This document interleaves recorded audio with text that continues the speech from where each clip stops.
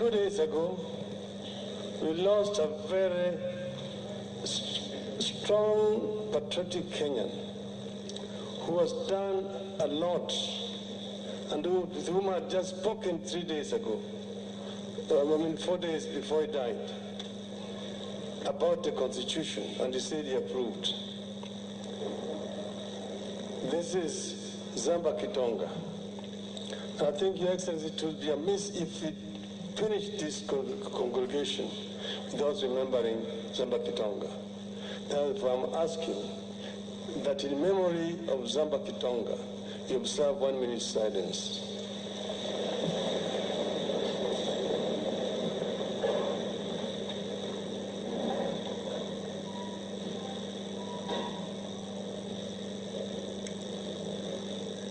Asanteni.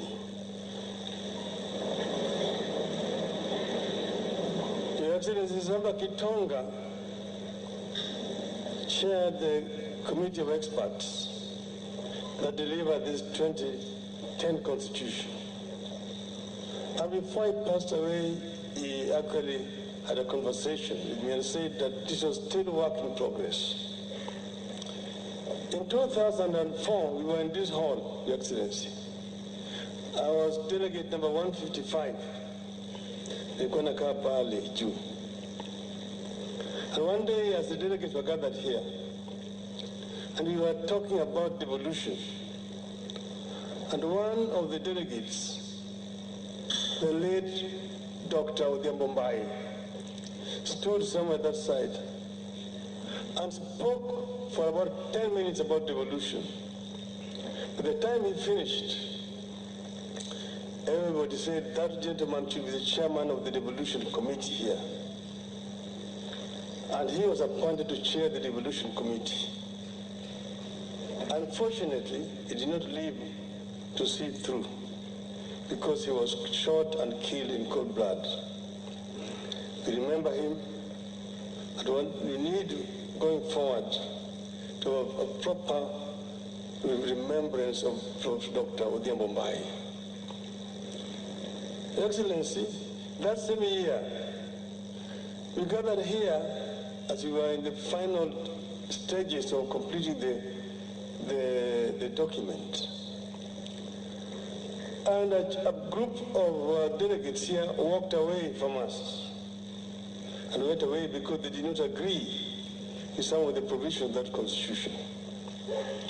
That was the then course of, then they went to court and stopped us. Then this Khalifi which came.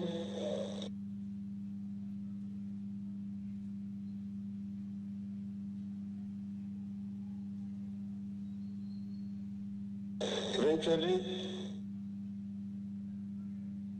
created bananas and indices. Bananas and chungwa.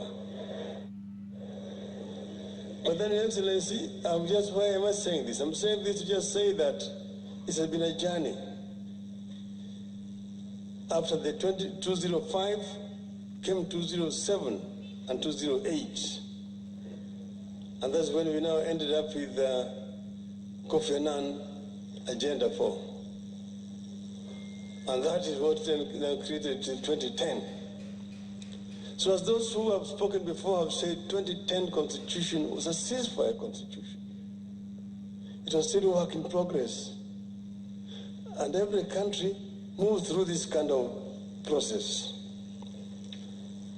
When we had finished here, we had a three-tier structure of government: the local, the region, and the national. At Naivasha, the region was scrapped. We ended up now with the counties, the two-tier, the national and the county, Your Excellency. So this is an issue that could be revisited at some other time. But right now we have this. But then, Your Excellency, when we sat together, we agreed that it was time to look at some of the issues ailing our country. Because in spite of having passed this constitution, which has been hailed all over the world as one of the most democratic constitutions, still we have a problem as a people. So what is it that is missing, that needs to be fixed, so that Kenyans can march on as a people who are proud and who are happy?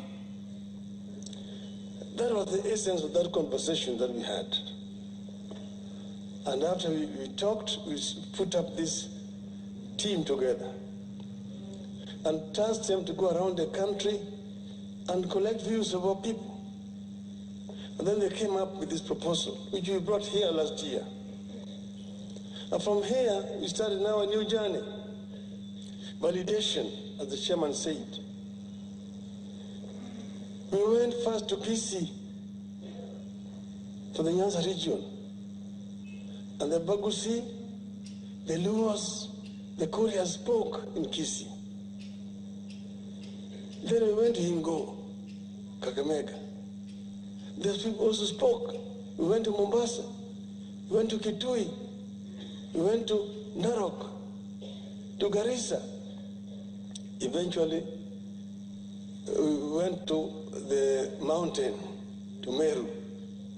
But we were unable to go to Nakuru for reasons which have been explained. So this document is as a result of very extensive consultation with the people of Kenya.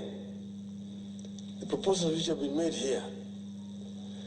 But as other people have said, it is still a work in progress. We need to be, and we have said it must be inclusive. Everybody needs to be involved. Your Excellency, as the Bible says,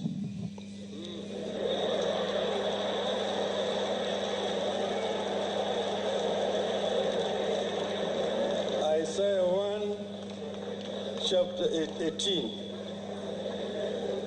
Come now, let us reason together.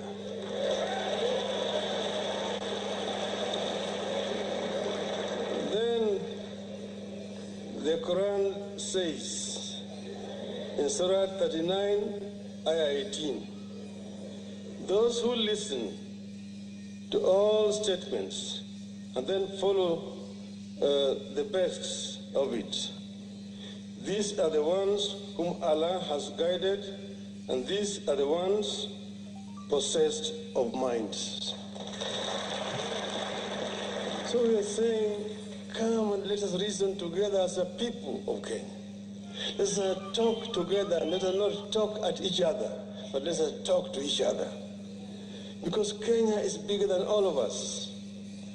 And we, with President Uhuru Kenyatta, when we talked, we said we want to bequeath a better society for the coming generation of our country.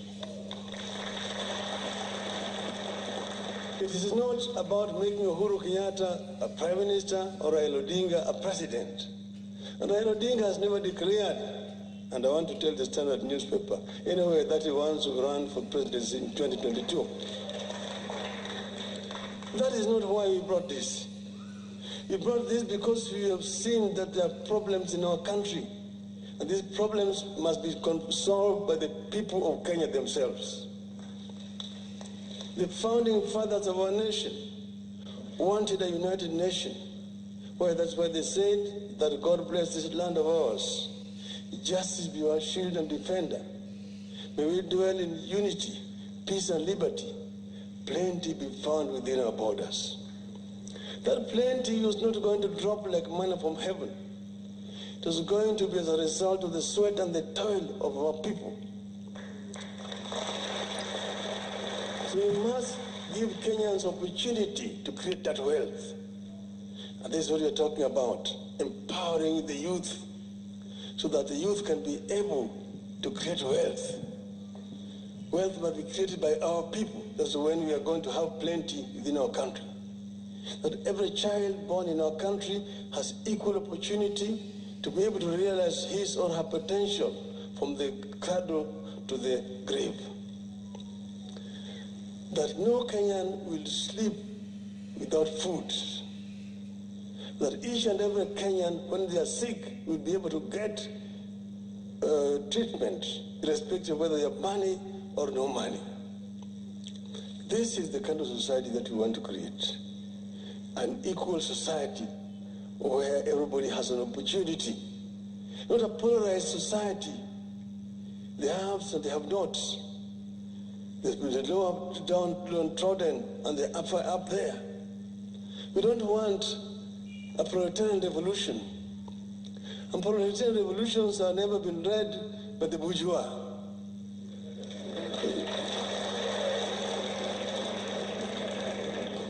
We want to have an equal society where people work together and people love each other. And that's why we are proposing a new ethos of Utu. Utu. Utu. Kila moja ni ndugu. Vile Mwalimu Nyerere alifanya kule Tanzania. Watanzania hawaulizi mtu wewe ni kabila gani. Anauliza wewe unatoka jimbo gani. Ukimuuliza Tanzania wewe ni kabila gani, atasema wewe ni Mkenya. Hapa Tanzania hatuulizi kabila.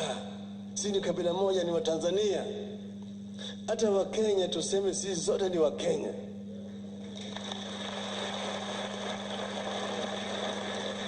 Usiniambie mimi wewe ni Mkisii, au wewe ni Mkale, au wewe ni Mgiriama, au wewe ni Mkikuyu, au wewe ni Jango. Sema wewe ni Mkenya. I'm proud to be a Kenyan. I'm proud to be a Kenyan. This is the kind of thing that we want to do, and that's why we created this. Me and my brother Kenyatta. And we agreed that we will bring this to the people of Kenya. And we want an uncontested referendum. We don't want wengine wanakwenda sisi tunasema la si nini. No, let's bring it here. The disabled have spoken and they have been heard. Wakina mama wameongea, wamesikizwa. Vijana kila mtu ameongea na tutasikizwa. See, do we want this to be a unifying process, uniting the people of Kenya? Once that is done, Kenyans will decide who is going to be a leader in 2022. We don't want to talk about 2022 now. We are talking about Kenya of today. The Jubilee government, and the leaders are here, have their 4-point agenda. Wamaliza hiyo kwanza.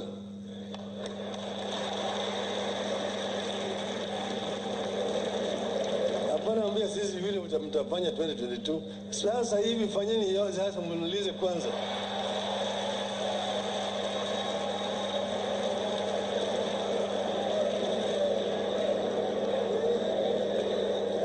Sisi wako pamoja, wako pair.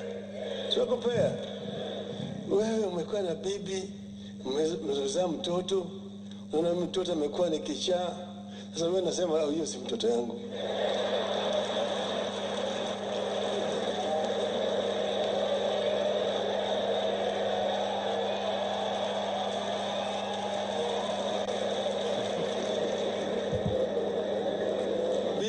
Sema kwa Kenya moja, BBI.